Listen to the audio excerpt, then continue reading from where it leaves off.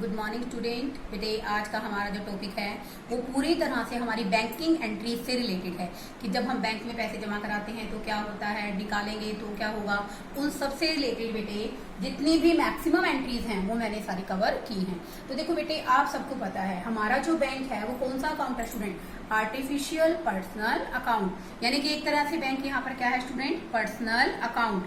तो बेटे यहाँ पर बस एक बात ध्यान रखना बेटे, जब भी आप बैंक के अंदर पैसे डिपॉजिट कराओगे तो उस केस के अंदर बेटा bank will become the receiver. Bank क्या बन जाएगा स्टूडेंट, रिसीवर बन जाएगा। और आप सबको पता है बेटे जो रिसीवर होता है ना, according to the rule of personal account it will be always debited. Okay, बस आपको क्या बात ध्यान रखनी है बच्चों, in that case when we are going to deposit amount into bank then bank will be receiver. Okay, bank personal account है, किस तरह का अकाउंट है student, artificial personal account. Okay, जब आप बैंक में पैसे जमा कराओगे तो बेटे बैंक यहाँ पर क्या बन जाएगा, अल्टीमेटली रिसीवर बन जाएगा। और due to the rule of personal account debit the receiver, credit the giver. Okay, और जब आप बैंक के थ्रू बच्चे कोई पेमेंट करोगे तो बैंक वहां पर क्या बन जाएगा बच्चों, गिवर बन जाएगा। आप सबको पता है पर्सनल अकाउंट के रूल के अकॉर्डिंग क्रेडिट द गिवर। बस बेटे यही दो मेन बातें हैं जो आपको ध्यान में रखनी है। अब देखिए बेटे first entry, cash deposited into bank ₹10,000। अब देखो बेटे अगर आप कैश डिपॉजिट करा रहे हो तो नो डाउट उससे क्या होगा, bank is a receiver, bank account debit to cash account. Okay, हमने क्या किया, 10,000 रुपीज बैंक के अंदर डिपॉजिट करा दिए। देखो बच्चों इसके अंदर बैंक यहाँ पर क्या हो गया, रिसीवर हो गया। तो रिसीवर हमेशा क्या होता है, due to personal account always debit. ठीक है बच्चों, इसकी आप नरेशन लिख दोगे, deposited into bank, deposited into bank. Second देखिए स्टूडेंट, अब यहाँ पर बैंक तो रिसीवर है इसलिए मैंने इसको डेबिट कर दिया। कैश कौन सा अकाउंट है स्टूडेंट, रियल अकाउंट। तो बेटे हमारे पास से कैश जा रहा है तो हम करते हैं debit word comes in, credit word goes out. ठीक है बच्चों, सेकंड एंट्री देखिए student, cash withdrawn from bank. अगर हम बच्चों कैश निकलवाएंगे बैंक से कैश क्यों निकलवा रहे हैं, अपने बिजनेस के लिए निकलवा रहे हैं बेटे। तो हमारे पास क्या आ रहा है स्टूडेंट, कैश आ रहा है, तो due to real account cash account debit. तो बेटे इस केस के अंदर हमारा गिवर कौन है, बैंक। तो क्या एंट्री बन गई student, cash account debit to bank account. Amount आप लिख दीजिए, आपके क्वेश्चन के अंदर गिवन है, it's a 2,000 rupees. Third entry देखिए स्टूडेंट्स, अब देखो बेटे cheque receive from a customer. देखो बेटे you all know that there are so many customers okay in a business. अब कोई भी कस्टमर बेटे हमें चेक देके जाता है तो दो कंडीशन होती है बच्चों उसमें, एक तो मैंने उस चेक को उसी दिन कहाँ डाल दिया, बैंक के अंदर डाल दिया क्लीनिंग के लिए, बैंक के अंदर चला गया वो चेक। ठीक है बच्चों, और कुछ कई बार क्या होता है कि हमारे पास वो चेक 2 या 3 दिन रखा रहता है। तो देखो फर्स्ट जो एंट्री है बच्चों वो है check receive from the customer, हमें कस्टमर से चेक मिला। ठीक है, डिपॉजिटेड इनटू बैंक, बैंक में उसको जमा करा दिया ऑन द सेम डे। मान लो बेटे कोई मुझे आज चेक देके गया, मैंने आज की आज उसको बैंक में के अंदर डाल दिया, तो नो डाउट बेटे वो चेक अब कहाँ चला गया, हमारा बैंक के अंदर। तो बैंक क्या बन गया बच्चे इस केस में, रिसीवर। वही बेटे पर्सनल अकाउंट का रूल है, जो रिसीवर है स्टूडेंट उसको आप क्या करोगे, debit, bank account debit to. अब यहाँ पर स्टूडेंट गिवर कौन है, गिवर है बच्चों हमारा कस्टमर। अब नाम नहीं है ना तो बेटे आप क्या डाल दोगे यहाँ पर, कस्टमर पर्सनल अकाउंट, क्योंकि यहाँ नाम नहीं है ना बच्चों। अगर नाम होता ना कि राम ने दिया श्याम ने दिया तो आप क्या डालते बेटे, उसका नाम डाल देते। बैंक इस केस में रिसीवर है so bank will be debited, और कस्टमर क्या है स्टूडेंट, गिवर है। Both are the personal account, दोनों के दोनों बच्चों क्या है ये, पर्सनल अकाउंट, और उसी दिन बैंक में जमा करा दिया। ठीक है, अब देखो बेटे जो नेक्स्ट एंट्री है वही आपके लॉजिक और अच्छे ढंग से क्लियर करेगी।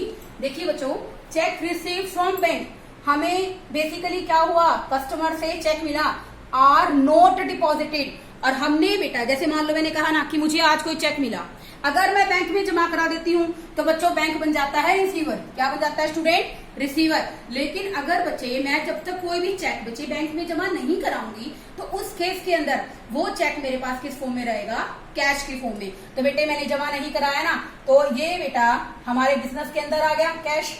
कैश के रूप में कहा गया बच्चों हमारे बिजनेस के अंदर। तो debit what comes in cash account debit to customer personal account, cash account debit to customer personal account. Amount डाल दीजिए बच्चों इस क्वेश्चन के अंदर, अमाउंट इज 5000। देखो बेटे दो बातें हैं, या तो आप चेक बैंक में जमा कराओगे, बैंक में जमा कराओगे तो बैंक रिसीवर है, अदरवाइज हमारे बिजनेस में क्या आ गया बच्चों, कैश आ गया। ठीक है, नेक्स्ट एंट्री पढ़िए बेटे, when a customer directly deposited the amount into bank.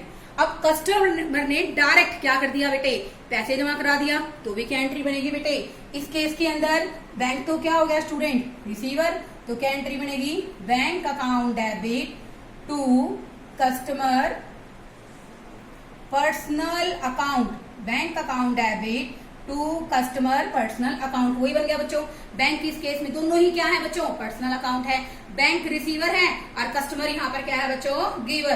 तो बेटे यहाँ पर हमारी जो अमाउंट है वो आ जाएगी 2000।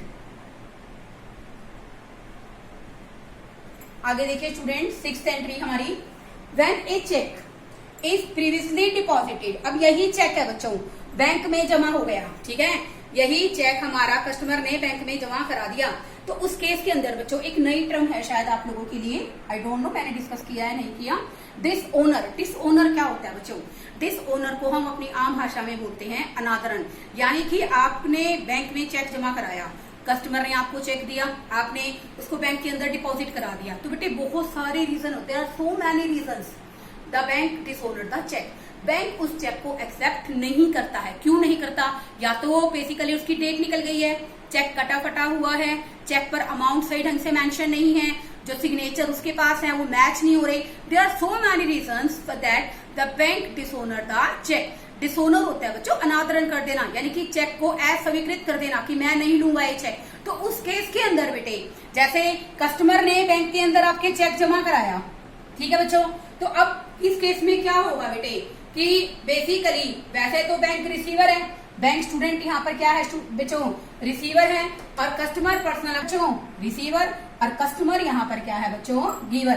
तो बेटे जब वो चेक डिसओनर हो गया, डिसओनर होने के केस में चेक किसके पास चला गया बच्चों, बैंक के पास, बैंक के पास से चला गया, तो यहाँ पर बच्चों क्या एंट्री हो जाएगी, customer personal account debit to bank account, customer personal account debit to bank account.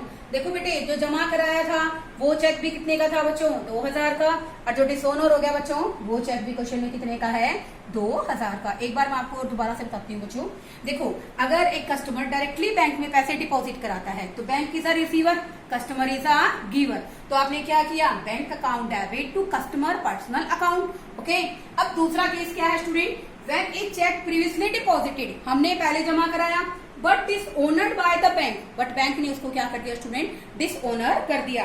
अगर बैंक एक चेक को डिसओनर कर देगा बच्चों तो उस केस के अंदर यहाँ पर रिवर्स हो जाएगा, ठीक है, कस्टमर पर्सनल अकाउंट के पास आ गया चेक भाई, और बैंक यहाँ पर क्या हो गया बच्चों, गिवर हो गया। आगे देखिए स्टूडेंट, सेवेंथ एंट्री आपकी, when payment of expenses made by cheque. Payment कुछ भी हो सकती है बच्चों, पेमेंट में सैलरी भी हो सकता है स्टूडेंट, वेजेस भी हो सकते हैं, there are so many expenses which are done in business. मान लो बेटे हम लोग सैलरी मान लेते हैं, तो हम लोग कोई भी खर्चा बच्चों बैंक से पे करेंगे। सबसे पहली बात सैलरी अकाउंट क्या है student, salary, wages, electricity expenses, these all are the expenses. और एक्सपेंसेस कौन सा अकाउंट होता है मुझे बताना भी सभी, आप सभी कमेंट बॉक्स में मुझे बताना कि एक्सपेंसेस कौन से अकाउंट से रिलेटेड होता है। तो एक्सपेंसेस को हम लोग क्या कर रहे हैं स्टूडेंट, डेबिट कर रहे हैं। ये क्यों डेबिट कर रहे हैं ये आप मुझे कमेंट सेक्शन में बताएंगे। तो बेटे सैलरी एक्सपेंसेस है उसको डेबिट कर दिया, हमारे पास से बेटे यहाँ पर बैंक यहाँ पर क्या है बच्चों, गिवर, बैंक यहाँ पर क्या है बच्चों, गिवर। तो बेटे बैंक को हमने यहाँ पर क्या कर दिया स्टूडेंट, क्रेडिट, ठीक है। तो कितने की सैलरी हमने पे की है, कितने के एक्सपेंसेस पे किए हैं स्टूडेंट, 2500। नेक्स्ट एंट्री देखिए स्टूडेंट, देखो बेटे when cash is withdrawn, cash आप बिजनेस से निकाल रहे हैं बच्चों पर्सनल यूज के लिए। तो बेटे आप सबको पता है कि ड्रॉइंग्स अकाउंट किसको रिप्रेजेंट करता है, पर्सनल अकाउंट को। किसको रिप्रेजेंट करता है स्टूडेंट, पर्सनल अकाउंट को, बिजनेसमैन को रिप्रेजेंट करता है। तो यहाँ पर बच्चों बेसिकली रिसीवर कौन है, बिजनेसमैन है, कौन है?